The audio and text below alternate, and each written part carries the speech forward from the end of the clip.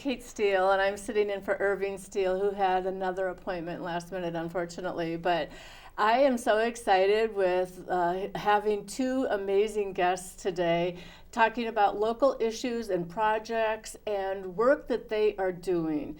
And they're esteemed veterans. Ron Welch is a graduate from East Lyme High School, where he was extremely competitive athlete in football, wrestling, crew at the local, state, and national level.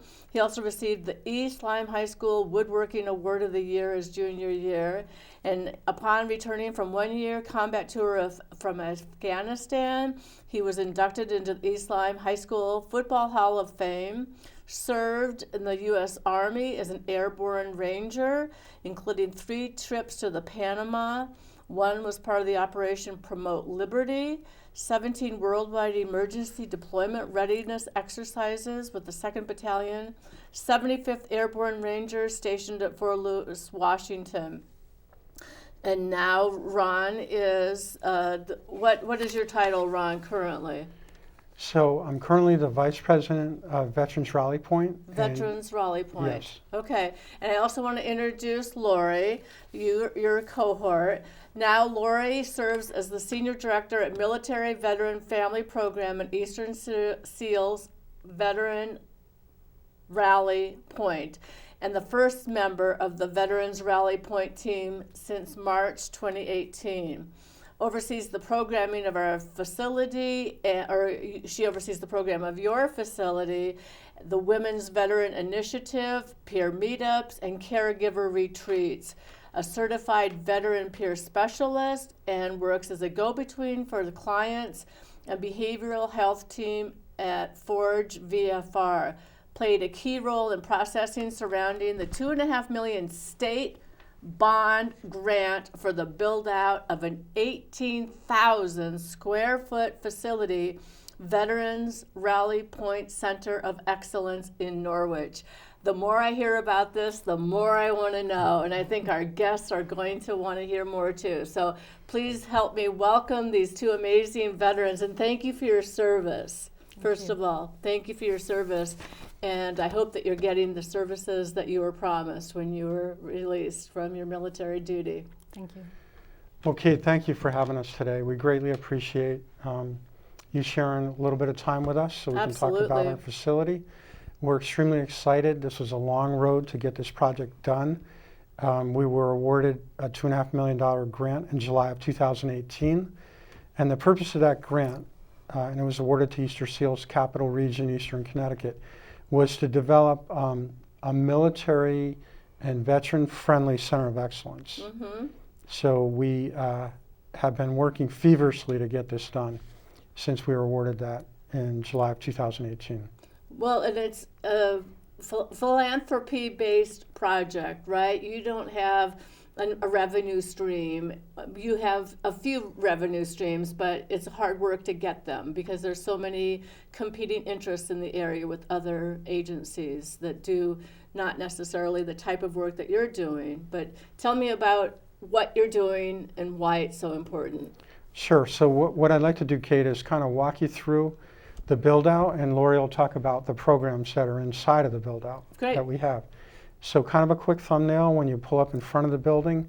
It's a 60,000 square foot building right down from Dodge Stadium at 24 Stott Avenue. Okay. We have a beautiful flag display representing all 6 military services. Nice. In a brick courtyard. The outside of the building has been all done over. Our portion is 18,000 square feet inside.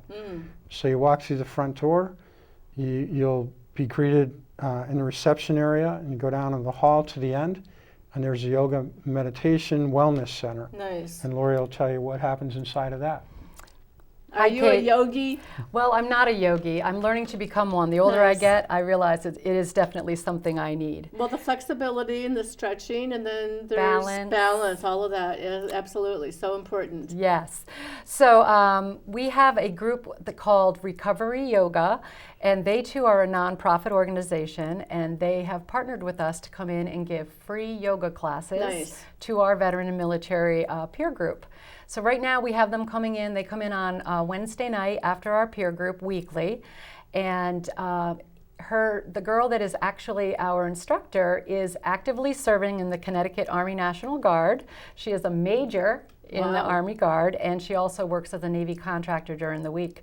So it's really great to have somebody who's actually serving in boots to be the one that's up in front of the group during yoga. But if that doesn't fit into your schedule, you can come in at any time during the day. Our office hours are 8 to 4:30, and we can go down the hall and we could put some yoga up on YouTube for you if you wanted to come in, just you and a friend, and do a yoga class on your own. Nice. We have the availability for that as well. So who do you service? You service veterans. It can be active military, National Guard, Reserve, or a veteran and their family. Correct. So sometimes it's, I wouldn't say as traumatic, maybe it is, I don't know. I can't judge, I'm not in that experience, but traumatic for a wife whose husband gets deployed and then she's got the kids, and so they can get support and services as well. That's how that works? Absolutely. Okay. And it is for the family members that are left behind. You know, the service members that are deploying, there's a big ramp up usually that preps them physically and mentally. The training is usually very good to get them ready for that deployment. They go forward, they're doing their deployment, they're mission focused on getting the job done at hand and making sure the service members that they're around are all taken care of and It's they a make it team back. thing, right? But And back here, things sometimes, there's a lot of, you know, worrying and wondering what's going on and is everybody safe and well, they're going where's to make it dad or home. where's mom, right? Exactly. Yeah. Exactly. I think the good thing too now is that, like, the Connecticut National Guard has been deploying, I'm not sure how many deployments of units since 2001, post 9/11. And these are part-timers, right, who have regular jobs out in the world. So they don't have a home base to go to. If you were on active duty, you would have a military installation that you would go to for a lot of these services and feeling safe and protected while your spouse is deployed. And this is what we're able to offer to these families. When these soldiers are deployed, men, women, the children that are left behind, whoever's left behind, that spouse and children, we want them to know that they have a home, a safe place to come and spend their time with us. That's so important. That's so important. Yep, to feel that connection. Okay, so we've gone into the building and did we turn to the left or to the right? I'm not So sure. we're going to come down the hall. Okay. But to go back to what Lorie said, it is over 7,000 in the Army and Air National Guard that have deployed since 9/11.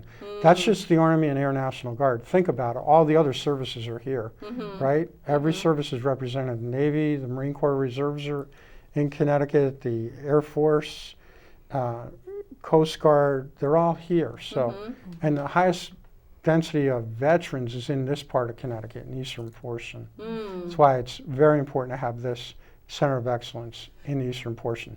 So as you come down the hall from the wellness, you called yes, it. from the wellness area, you step into an employment center. Oh, nice. And in that employment center, we've hired an employment specialist within the last 90 days. Her name is Rebecca Avery. She's retired military. Nice. Rebecca Avery. Yes, and she does a great job helping those that are seeking employment, writing resumes, and job coaching and going through all the different searches online now, Nice. especially to find out what's available. Absolutely. So important. There's also a little computer lab in there, and she has the ability to do computer training, everything from computer 101 all the way up to some advanced computer skills, along with cell phones, which can be a challenge, right? All the different apps and things that are on Absolutely. cell phones, especially some of the older crowd may be a little bit challenged with that.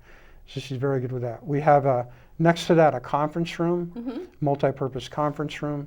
As you come down the hall from there, we have what we consider probably the most important space, and that's behavioral health. Nice. We have a behavioral health suite, and I want Lorie to talk about her specialty as a peer support specialist and what that space is all about. And you have special training in this, Lorie. Yes, I took a 5-week course this past summer. Nice. It was all online because of COVID, but it is a certified veteran peer specialist course. And it's the person who is that go-between, the in-between person between the veteran and military service member or their family and getting to a clinician. So it's that person in between, because a lot of times people don't want to get help. They don't want to ask for help. It's a way they can sit down comfortably with me and we can discuss a plan to get them back on track. Whether it be they're suffering from depression, PTSD, maybe they have a traumatic brain injury. Anxiety. Anxiety is a big one, often goes hand in hand with depression. Also, people who are suffering with any substance use disorder. Sure. So drugs, alcohol, you know, we hear a lot about the opioid issues right now that are going on. You know, people getting prescribed too many painkillers and getting hooked on them. So we have partnered with an organization called Forge VFR, and it's Forge, and then it's Veteran and First Responder. That's the VFR. Okay. And this organization is also, it's a nonprofit organization. We've partnered with them to be our mental health, behavioral health specialists at this time. So they have a monitor and a computer in one of our offices, and right now it's being done virtually. After I talk with a veteran or military service member, we make the decision that yes, it would be great for them to connect with a clinician. I put them into the system, and Forge reaches out to them. They're given a day and a time that's convenient, and they come in for an hour once a week, and they go in and they log in on the computer system, and the clinician pops up right there on the screen for them. And from what I've heard so far from the clients that I have referred, I think we have now, the 7th person is being referred now since we started. It has been a game changer for many of these veterans. And the message from one of our Vietnam veterans who is going right now is that it is never too late to ask for help, because he had never gone to any kind of therapy or anything in the past. So it's been wonderful. That's great. I like that. Never too late to ask for help. And asking for help is actually a sign of strength, not weakness. Right? Indeed. And we need to underscore the importance of that. And the other thing that I think is so important to bring up right now is that because of COVID, we are doing things differently than we were previously. And one of my friends who is a social worker was saying that she found it just as effective doing telehealth therapy than when as it was when she was with somebody in the same room, because the screen was so big, the face was so big, you know, she could see if their eyes misted over or a wrinkle in their face, little micro expressions that you may not notice otherwise. And so I just wanted to outline that for you. Indeed, indeed. And also along the same lines of the behavioral health in that, if we went back down to that conference room that's in the employment center, we have a weekly AA meeting that meets in there every single Monday at 12:15, and that's open to the community. So not just the veterans and military, the whole community can come in and be a part of that. Oh, very good. Alcoholics Anonymous. And before I leave that space, Cate, I just want to kind of underscore the issues around behavioral health and those that are currently in the military and veterans. Sadly, you hear the term 22 suicides a day. I wanted to talk about that. You know, nationally it's 8,030, right? But with COVID, there was a 15% increase, and now they're saying with the events that happened in Afghanistan, one report has said it could be as high as 25% increase, with a lot of the population that deployed there struggling with what did I do? What was it all about? You know, were we successful or not successful? And you know, they're struggling with those kind of issues. So was it all worth it? Right. So right. No, I get it. I had 3 brothers who were in the military, so I understand the complexity of the problem and the issues, absolutely. So after we leave, we come down the hall, and there's a medical screening room. We supported the Connecticut Department of Veterans Affairs during the stand down in September last year and this year. And in that medical screening room, we did some vaccines. A couple contract medical organizations came in, and they did shingles, pneumonia, and COVID. And flu. Vaccines and flu, which is really nice. We have a little waiting area that's wide open with a lot of glass in it. No one with any kind of issues likes to be boxed in, so we made sure that when we did this build out, we selected textures and colors, and we spent a lot of time really thinking about each one of the spaces, what function would happen, and how we wanted, the interiors and things to look. I to kind of think soften that's it great. up. Well, and you were part of that design team, I can imagine. So Yep. you chose things that would be conducive to calmness and to health and Yep. therapeutic coming back. Right. So now we go into an open space that is huge. Our architect said we can put about 220 people in this open space. In the open space we have, I call it a hall of flags, we have 54 states and territory flags mounted up about 10 feet off the ground all the way around the perimeter. And we have the 6 service flags. And we have a big military display case representing each one of the services. Different things, maps from deployments and uniform pieces and different pieces, different artifacts and things. We want our community to be able to show and tell in that space. So now we go through the community space. We have a couple offices out there. One of them is set up to rotate different specialties through there, a veteran service officer, financial planner, and legal services. And then right next to that, I'm going to let Lorie talk about the fitness center, which she was really important in helping design the fitness part of things. So we do have a state-of-the-art fitness center. Nice. And we are seeing now that it's getting a lot of the younger veterans excited to come into the space, which we've been looking for them. They've been hiding. We have one full wall that is an indoor rock climbing wall. Oh, nice. A way to challenge yourself, a way, that feeling of accomplishment as you get up there on that wall. We have 3 separate lanes. There are beginner, intermediate, and experience for climbers. It's not super tall, but it is still a nice little challenge. Absolutely. It's a great focal point inside that space. But we have everything. We have everything from free weights and machines that some people are very comfortable on. We have our entire cardio section of treadmills and recumbent bikes and a regular bike. We have 2 pieces of equipment that I would categorize as adaptive equipment. If somebody's in a wheelchair, they can come up and do a hand cycle. Nice. We have that, which is also for people who are rehabbing maybe a shoulder injury or something. We have a couple of ellipticals. We have a stair climber. We made sure to purchase all of the equipment that is needed for the Army physical fitness test. Nice. So we have medicine balls and kettlebells. We have a nice distance, probably, 200 yards of, is it 200 yards? Not quite. Of turf, indoor turf. Oh, nice. Where you can do little sprints in that, work on some agility moves, and also we have the TRX suspension trainers. Everything from the basic fitness person all the way on up to the heavy lifter. We have it all right there in that one space. And this is available to all veterans or active military. And their families. And their family. Yes. I just have to keep repeating that Yes. because it's just such a golden pot of Truly is. amazing opportunities for so many people. Truly is. And now, do you have any instructors that work or help with the coaching component of that? So I used to be a certified fitness trainer. I owned my own fitness business for 11 years. So I am on site during the day, during business hours. If anybody needs any extra instruction in there, we do have everybody sign a hold harmless. So, make sure everybody is up to speed on what the equipment does and, the safety issues in there. We have a volunteer who we trust that we have coming in Tuesday through Friday and opening the fitness center for us at 6 in the morning prior to the work day. Nice. So that's great. So if people want to get in before work, we have tried to be flexible and get some time in there for them. Oh, that's great.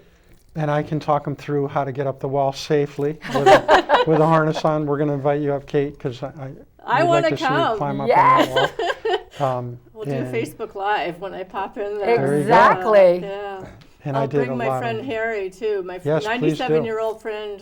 He's a WW2 veteran. So. Oh, wow. We We'd love have to a have couple. Yeah, we would love to meet him. Yeah. So as you walk out of the fitness center, you go into makerspace. And we're really excited about the makerspace because the whole purpose and intent behind that is for our members to engage, their creative spirit. Creativity heals. Absolutely. Get their hands into some clay. We have pottery. And the gal we were talking about that is an employment specialist, she also is a pottery person. Nice. So we've got a pottery kiln, and we've got a couple wheels, and we've got a whole bunch of clay. So she's already done the Pottery 101 class. Nice. And then we have woodworking, a lot of heavy power equipment in terms of a nice table saw, a band saw, a drill press, a joiner, a planer, and we got a very generous, gracious donation from Lowe's in this part of the eastern part of Connecticut. They came out the day before our ribbon cutting. They came out on the 10th of November and donated a lot of tools to help us in that makerspace. Nice, very So nice. we're Well, really thank you, happy about Lowe's. that. That's great. Yes, Absolutely. So right next to that, we have 2 large locker rooms and bathroom facilities that are handicap accessible, Nice. and with, you know, all the adaptable showering and facilities and everything else. We have a clothing closet. Huge clothing donations have happened over the last couple years. We're happy about that. One of them happened a little before COVID. We got 4,000 winter coats Oh, nice. from Massachusetts Military Support Foundation, who had teamed up with Ocean State Job Lot. They asked us to help distribute those 4,000 winter coats. So you want to? And they disappeared. Well, we've got a couple left. Right? We have a few left. We do have some left. Well, So it's only December, and the cold wind starts to blow in this part of the country, probably January, right? right, exactly. So if there's anybody out in listening right now that needs a winter coat, please come in. We have mostly smalls, mediums, and we might have a couple of larges left, but they are regular $130 winter coats. They're polo winter coats. They are amazing. And the program at Job Lot is called Buy a Coat, Give a Coat. And it's going on right now in Job Lot. So just so that you know, if you walk into Job Lot and you see that, you'll buy a coat, and I think it's $40 or something in Job Lot. They'll give you a little card and you give it back, and they'll donate to this program.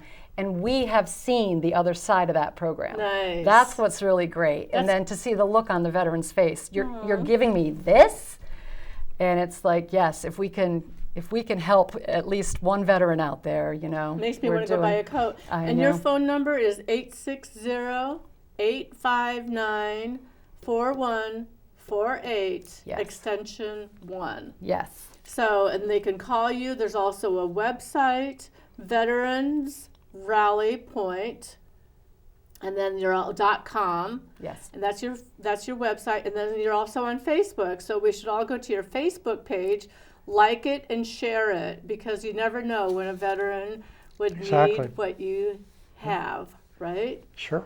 Absolutely. In addition to the coats, we have suits, we have casual clothing, we have hats and gloves and socks and all kinds of things. And we always say none of this does any good if it's sitting on the shelf. Exactly. So we really love to push it out there to those in need. We have a commercial grade kitchen and a food pantry. Oh, so people can learn culinary arts. And I think cooking is a creative habit that I enjoy, and that helps. Absolutely. We, in addition to the 4,000 coats, with that same organization, we teamed up with, and it was called Food for Vets. So all through COVID, we ended up pushing out 15,000 non-perishable meals Nice. to those in need. And around the holidays each year, Electric Boat has been very generous the last couple years. They've done a turkey drive, so we were able to get a bunch of turkey meals out, I want to say, and we had another donor help us, anonymous. So we did about 35 meals this year. Last year was a little bit more than that, right? Yep, 40, I think 40. Yeah, about 40 last year. And as we get closer to the rest of the holiday season, we'll have more of those food donations. So if anybody needs any kind of food, please let us know. Okay. And we'll help in any way we can. Food insecurity is a big issue in the veteran population. And same with the clothing, and it comes back to pride. And behavioral health, as we talked about before, a lot of our population are too proud to ask for help. So we're there, a one-stop shop, we want to help. I like that, one-stop shop. So you're a place, 18,000 square feet, is that what we said, inside of the facility, where we have all of these things. We have mental health, meditation, behavioral health, food, clothing, what am I forgetting? Fitness, The kitchen, Fitness. makerspace. Oh, makerspace. And one other gem, and Lorie came up with this concept, and that's the family space. Nice. Oh, we have a family room space, so it's just it's a small room that we have a couple of tables in for the older kids. We have little kitchens set up, and there's the rug with the train like on the rug. We've received a little basketball shoot thing was donated to us, and a ping pong table, and we are going to do kind of like a co-op operation in there, where moving forward we'd like to have some people, parents, volunteer to cover certain hours in that space while another individual goes and maybe goes to therapy down the hall. Sure. Or goes and takes a meditation class, and their children could be safe in this little family room space for that hour that their parent may be away. And everybody will be screened and background check whoever is covering in that family room space. But a lot of times we're finding for veterans, not just women, but single veterans with children, it's daycare and childcare is a huge barrier to them doing some of the things they need to get done. Of course. Well, and they need to be encouraged just to get out of the house. And Exactly. it's just a stretch outside of your own comfort zone, I think, to go Absolutely. into a facility. As warm and as welcoming as you are, and as the space is, we still need to get them in there. But if we get to see you when we go there, we know it's going to be a good place. So that'll be great. Thank you. One thing we should, I know we're getting close to wrapping up, Cate, but Lorie, please talk peer meetup. Peer To meetup. the Oh, crowd. peer meetup. So we have a peer meetup group that's been going on since the beginning, really, even Nice. before the new space was built out. Wednesday evenings, every single Wednesday at 5 o'clock. It goes for an hour. We started with a handful of people, maybe 5. We've gone up to our biggest group was 30 a couple of weeks ago before Thanksgiving. And we go on field trips. Oh, We've fun. gone to Battleship Cove. We went to the Middletown Military Museum and Connecticut Trees of Honor. We've gone bowling. So we do some things outside, but more than anything, we meet once a week. We just gather together.